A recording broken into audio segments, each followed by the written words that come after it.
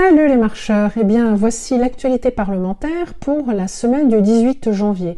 Une semaine au cours de laquelle nous avons eu peu de travail en séance, en hémicycle. Le travail était essentiellement en commission. Alors je vais commencer par ce que nous avons fait en hémicycle. Mardi, ça a commencé mardi avec les questions au gouvernement bien entendu et deux hommages très poignants à la disparition de Marielle de Sarnez et de Claude Goasguen il y a quelques semaines. Ensuite, nous avons enchaîné sur un texte très technique qui était un projet de loi organique relatif à l'élection du président de la République.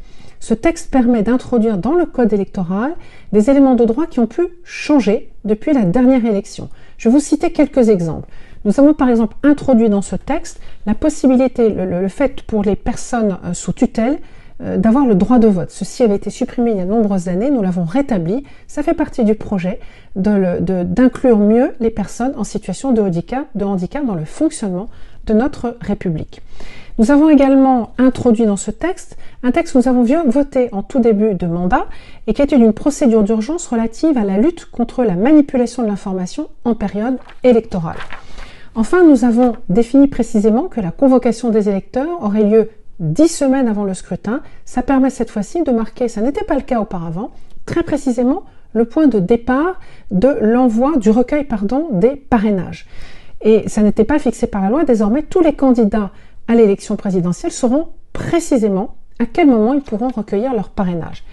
En revanche, un élément qui n'a pas été retenu, c'est l'envoi par voie électronique des parrainages, justement au Conseil constitutionnel. Il a été jugé qu'aujourd'hui, les dispositifs qui existent ne sont pas suffisamment sécurisés pour envoyer par voie électronique ces parrainages.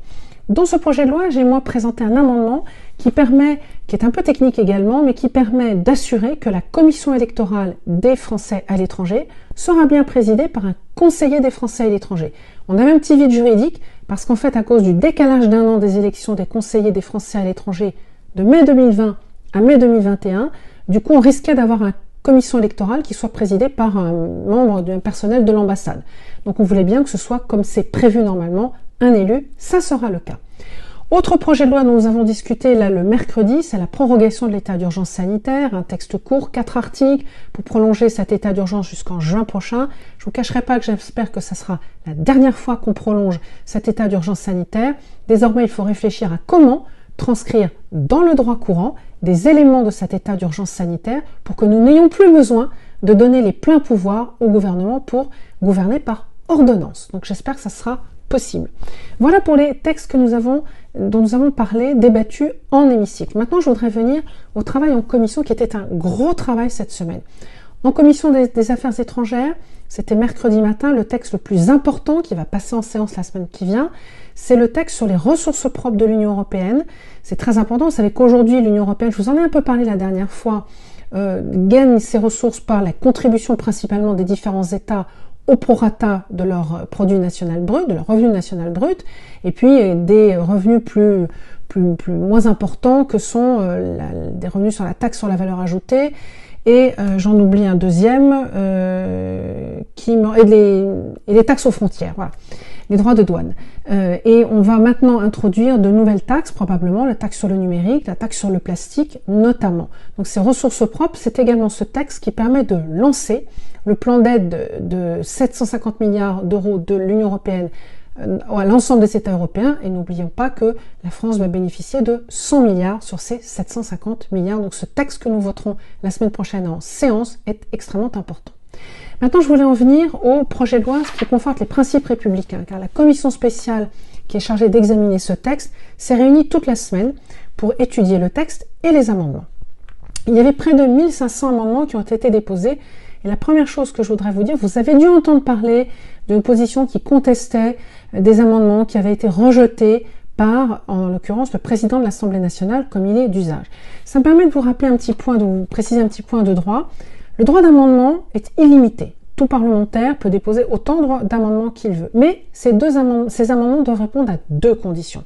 La première, ils ne doivent pas créer une charge financière pour l'État.